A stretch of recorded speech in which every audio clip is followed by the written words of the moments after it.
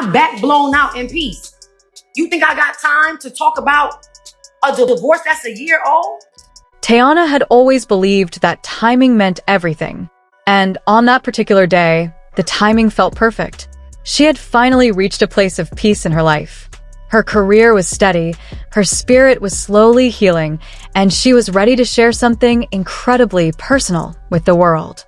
That morning, she posted a photo that sent fans into a frenzy. In the soft morning light, she stood with her hands over her belly, her eyes closed, a warm smile across her face. The caption didn't say much, just a few words. God's plan. A new heartbeat, a new beginning. The pregnancy reveal shocked the internet, but in the most beautiful way. People cheered her on, congratulated her, sent her messages of love. It felt like a celebration, not just of new life, but of new hope. And Aaron? He had reposted the image too, added a few heart emojis, a lock emoji, and said, "My family, my everything." Teyana saw that post, and her heart swelled. It felt like this was it. The solid ground she had been searching for after so many shaky chapters. She was emotional all day, laughing and crying in turns, overwhelmed by the outpouring of love. Friends sent flowers. Her mom called her twice.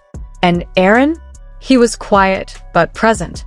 He didn't say much, but he held her when she cried and smiled at her belly like he was trying to take it all in. She thought maybe he was just in shock. After all, the news had gone from private to public in seconds, and the whole world was watching now. They stayed home that evening, just the two of them. She ordered food, lit a candle, and put on soft music. It wasn't about glamour, it was about sharing the moment. Teyana wore a silk robe, her bare feet up on the couch, and for a few hours, it felt like the future was finally soft and sweet. But Aaron kept checking his phone. Every few minutes. He wasn't smiling when he looked at it, just glancing quickly, typing, then locking it. She noticed, but she didn't say anything. She had learned not to jump to conclusions, to trust the people she let close. So she stayed quiet, sipping juice and talking about baby names, about nursery colors, about maybe finding a doula who could help. He nodded, added a few short responses, smiled here and there. But there was something distant in his eyes. Something far away. And that little voice inside her, the one she'd silenced so many times before, started whispering again. Something's not right. But still, she ignored it. Until later that night, when everything changed. Aaron had gone upstairs to shower. Teyana stayed downstairs, scrolling through messages from fans and reading old pregnancy journals online. Her phone buzzed. Then his buzzed, from the armrest beside her. She glanced over. The screen lit up with a name she didn't recognize. At first, she looked away. But then, the message preview popped up, and her heart started racing. It read, "I miss you tonight. I wish I could be with you instead." Just one line. Just one notification. But it made her chest tighten so hard, she thought she might faint. Her hands shook. Her mouth went dry. And she didn't want to look. She didn't want to be the kind of woman who snoops, who doubts. But the voice in her head screamed, "Look, now." She picked up the phone, unlocked it with his code, one she already knew. And what she saw in those messages made her knees go weak. It wasn't just one woman. There were multiple threads. Flirty conversations, late-night plans, messages that sounded far too familiar, too casual, too intimate. And then one message, sent barely an hour after the pregnancy post went live. It read, "It's not what I wanted either. Just know I'm thinking of you." That message destroyed her. She scrolled further. There were voice notes, photos, plans to meet, and suddenly all the pieces fit. His mood, his distance, his fake smiles. This wasn't a man surprised by fatherhood. This was a man pretending to be present while holding someone else in his heart. Teyana didn't scream. She didn't cry. Not right away. She sat frozen on the couch, the phone still lit in her hand, and stared straight ahead like her mind was trying to catch up. She heard the water shut off upstairs, heard him walking around, singing to himself. And something about that sound, the casual way he moved, so unaware of what she now knew, made her chest burn with rage. He came downstairs minutes later, towel around his shoulders, laughing about something he saw on Twitter. But his smile faded when he saw her face. She was sitting up right now, his phone in her lap. Her eyes locked on him, and she didn't blink. He asked, "What's wrong?" like he didn't already know. And she said softly, "Is this who you really are?" He didn't answer, just stared back, his mouth slightly open. She stood up and tossed the phone toward him. "You couldn't give me one day? Not even the day I told the world we were having a baby?" That's when the shouting started. He denied, said it was old messages, that he was just talking, that nothing happened. But she wasn't stupid. The timestamps were clear. The emotions in those messages were fresh.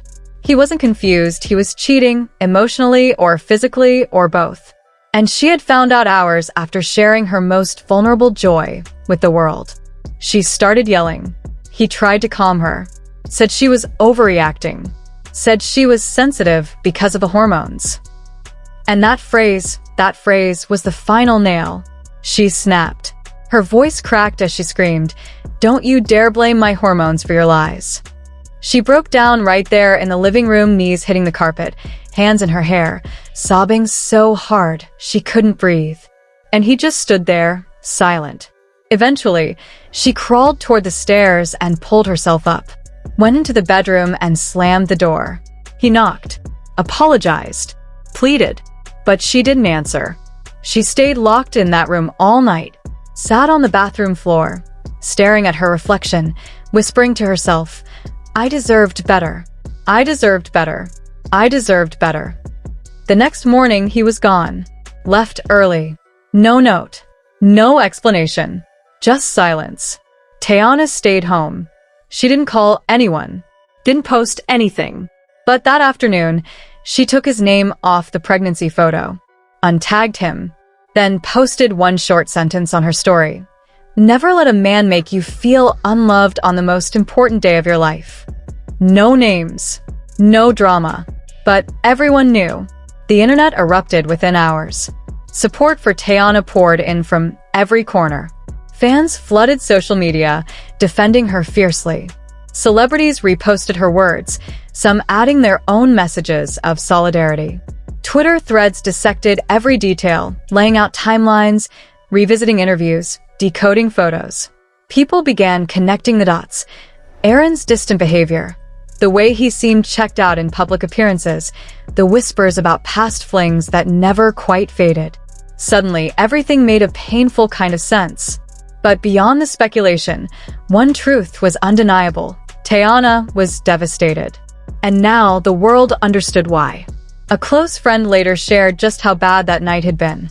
Teyana had completely fallen apart. She locked herself in her bedroom and sobbed for hours, barely able to breathe through the heartbreak. Over and over, she whispered the same broken phrase like a prayer gone wrong. He ruined it. He ruined it. He ruined everything. It wasn't just betrayal. It was the timing. That night had held something sacred for her, a memory she dreamed about, planned for, cherished. And in a single careless moment, he turned it into something she couldn't bear to remember. Aaron, for his part, vanished. No apology. No statement. Not even a vague caption. Just quietly deleted the repost and then disappeared from Instagram altogether. And people noticed. The silence said more than words ever could. The damage had been done, and his retreat only confirmed what many already believed. In the comments, fans didn't hold back. They called him out, labeling him a coward, a narcissist, someone who never truly valued what he had. The story had shifted now. This wasn't just about a breakup. It was about public accountability, about heartbreak witnessed in real time. And Aaron's silence? It screamed the loudest of all. Teyana didn't clap back online. There were no rants, no callouts, no cryptic subtweets. She chose silence instead, a different kind of strength.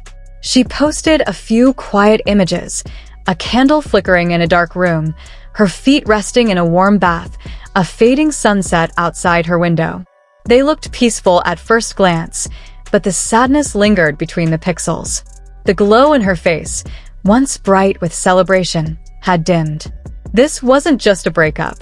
It was grief for a future she believed in, for a family she thought she was building. Behind closed doors, her team said she was pulling back. She wasn't taking calls. She skipped out on red carpets and brand events. No press, no photos, no public appearances. She needed space, not just to rest, but to survive. Because what happened wasn't just betrayal. It was a kind of heartbreak that goes unnamed. When you're pregnant and abandoned, it isn't just a broken heart. It's a fracture in your sense of safety, of trust, of worth. It's trauma, plain and raw. As the weeks passed, the internet moved on, as it always does. The buzz faded, but the pain didn't. It stayed with her. And yet, slowly, Teyana began to reclaim pieces of herself. She turned inward, started journaling late at night. She meditated. She prayed. She whispered affirmations she didn't fully believe yet. She began speaking to her unborn child softly, sweetly. "You're my purpose now." She confided in close friends, admitting she didn't know exactly how she'd do it alone. But even in her doubt, there was conviction. Because deep down, she knew she always figured things out. She always carried herself through. She always could. And this time would be no different. Aaron reached out eventually, sent long texts, apologies, promises, but she didn't answer. She knew better now. Some people don't come back because they care. They come back because they hate the silence you give them. She wasn't going to fall for it again. The last time they spoke, it was short. He asked if she hated him. She replied, "I don't. I just don't trust you. And I don't need you to raise a child with love." That was it. No drama. No crime. Just truth. And that's the part people don't see. The quiet strength. The decision to keep going even when your heart is shattered. Teyana didn't need a dramatic goodbye. She needed peace. And she found it. Because sometimes the moment someone shows you who they really are is the moment you stop needing them to explain why.